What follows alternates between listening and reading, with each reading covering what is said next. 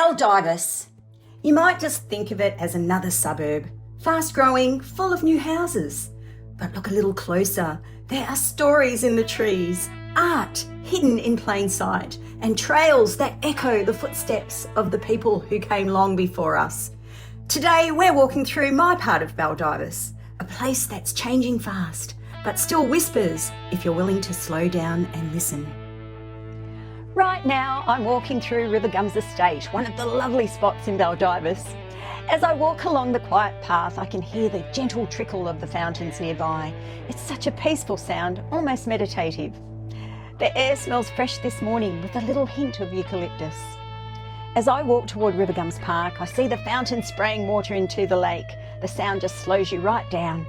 The landscape here is something else. You've got rivergums lining the boulevard, and at Rivergum's park, you've got beautiful gazebos, barbecues, and decking overlooking the lake. Native birds just set the scene.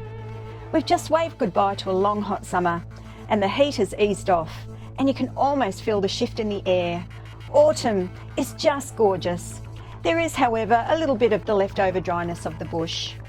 Baldivis is now one of the fastest growing and largest suburbs of Perth. It's incredible how it's transformed. Thoughtful urban planning has made space for beautifully landscaped housing estates, wide boulevards and family-friendly parks with well-maintained ovals. But with all this growth comes challenges, like the high water table. There's ongoing concern about how much housing is being built and whether the land can sustainably handle it long term. That balance between development and nature needs constant attention. In 2022, Watercorp installed a below-ground wastewater pump station which incorporates an overflow storage. The project goal is to upgrade the wastewater infrastructure to cater for the growing community and future land development. That project has now been completed.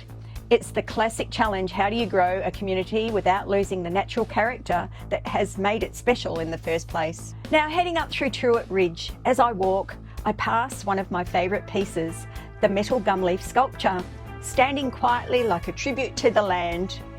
Not far from that is, of course, Gondi, the big goanna sculpture inspired by the Noongar culture.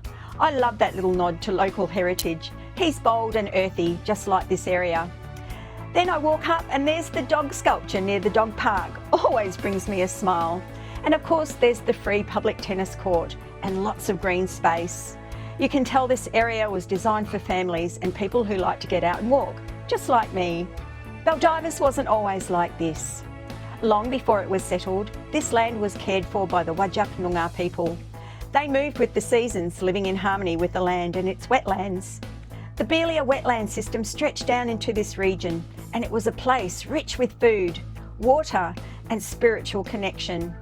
I always like to pause and honour that history, thousands of years of deep knowledge and belonging. Then came the 1920s. Baldivis was part of the Peel Estate, a grand government plan to bring British settlers to Western Australia. The group settlement scheme offered parcels of land to families, many of whom arrived on the ships, Balranald, Diogenes and Jarvis Bay, the combination of which gave us Baldivis, the name. They were promised productive dairy farms, but what they got was swampy, acidic soil and harsh living conditions. The Peel main drain was built to try and control flooding, and a tramway was proposed to transport goods, though it never made it all the way. Most of the original settlers eventually gave up.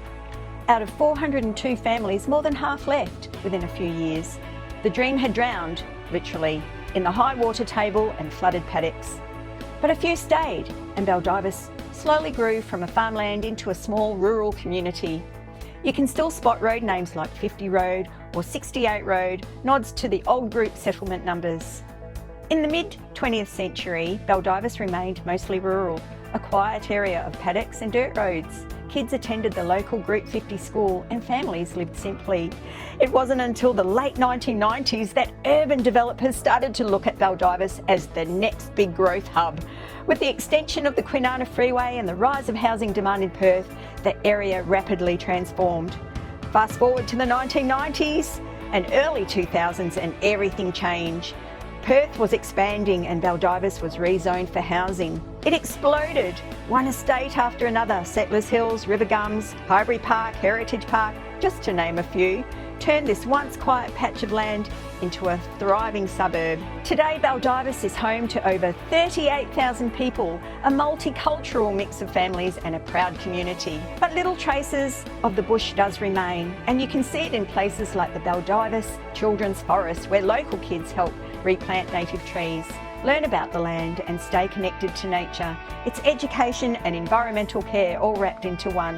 The Baldivis Children's Forest also offers a unique experience. The 49-acre public reserve features Chewett woodlands and a conservation wetland, with trails that include the Nyunga Bush Tucker Loop, providing insights in traditional uses of local flora.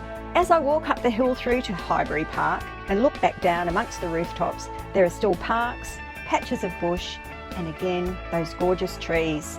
The river gums pop up through all of these estates like anchors holding on to the older Baldivis. Just crossing the road now to Heritage Park, and I'm stepping into the bridle trail. This bit is a real breath of fresh air. The path is surrounded by jarrah, sheoak, chewett and banksia trees. There's more of a bush feel here. The birds get louder, the traffic fades, and you can just imagine this land, what it looked like before the suburbs arrived. This trail follows what was meant to be the Baldivis Tramway Reserve. And of course, I've already talked about, but back in the early days, there were plans to build the tram line from Jandakot to Karnup, and it never got finished, but the route was preserved as a green corridor. Today, the old tramway just lives on as a tramway reserve trail, a place I love to walk and reflect on the perseverance of those early settlers. I love this part because it connects the past and the present. It's easy to forget how much story is sitting just under your feet. Looping back now towards Rivergum's estate, the sun filters through the tall gum trees, casting these long shadows across the path. There's a light breeze and the leaves are rustling just enough to remind you it's a living, breathing place. You can hear the birds, especially the magpies, making their presence known. And those river gums, they're not just decoration, they're native, and they've been here long before the estates were built. They were planted by the early settlers. They bring so much character and shade, and honestly, they're a part of what gives this place its soul. I just feel so lucky to live here. This walk might seem simple, just through a few estates and a bush trail, but when you slow down and take notice, there's so much to see. The trees, the art, the little details, they're all part of a bigger story. And let's not forget the people, the lifeblood of this suburb. We have community markets, volunteer groups, school fetes, and park fitness meetups. There's always something happening, always a friendly face, and always a chance to connect. From local history to shared dreams, Baldivis is a place of growth. Baldivis isn't just growing, it's evolving. And I reckon walks like this help us to stay connected to what really matters. So today's podcast wasn't just a walk, it was a journey through time and place. From Noongar country to settler struggles, from farmland to boom suburb, from community roots to modern life. And from metal sculptures to ancient trees, today's journey was one of reflection, appreciation and deep connection. Thanks for walking with me today. If you like this episode, give it a thumbs up, leave a comment and hit subscribe for more adventures just like this. We've got so many more places to explore together.